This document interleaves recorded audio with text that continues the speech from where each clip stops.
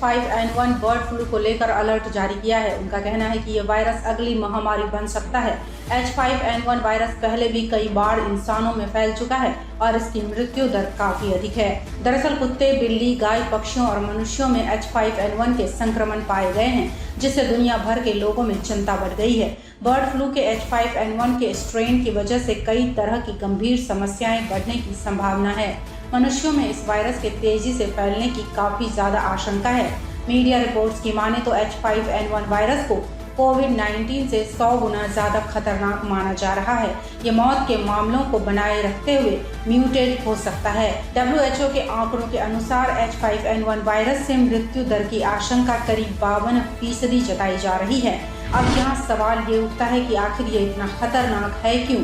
तो बता दें कि H5N1 वायरस को बर्ड फ्लू के तौर पर जाना जाता है, जिसकी वजह से पिछले 3 सालों में लाखों पक्षियों की जान चली गई है। सबसे पहले चीन में साल 1997 में ये वायरस हंसों के माध्यम से उभरा था। बाद में ये वायरस मनुष्यों में भी पाए गए और इसकी वजह से करीब 50% लोगों की जान चली गई थी। अब अमेरिका में इसकी शुरुआत फिर से हो चुकी है। खबरों की माने तो अमेरिका के करीब 4 राज्यों में स्तनधारी जानवरों के साथ साथ मवेशियों के झुंड संक्रमित पाए गए हैं। न सिर्फ जानवर बल्कि टेक्सास में एक डेयरी कर्मचारी में भी ये वायरस पाया गया है।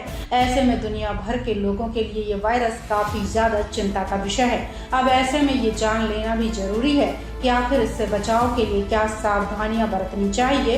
तो वैज्ञानिकों ने H5N1 वायरस से बचने के लिए कुछ सावधानी बरतने की सलाह दी है, जिनमें सबसे पहला तो यही है कि पक्षियों से संपर्क करने से बचें, खासकर यदि वो बीमार दिख रहे हों तो।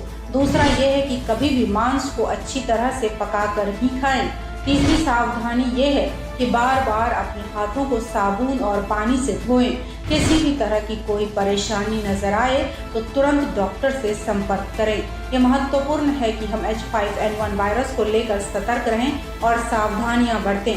यदि हम सतर्क रहेंगे तो इस वायरस को फैलने से रोका जा सकता है और अगली महामारी से खुद को बचाया जा सकता है।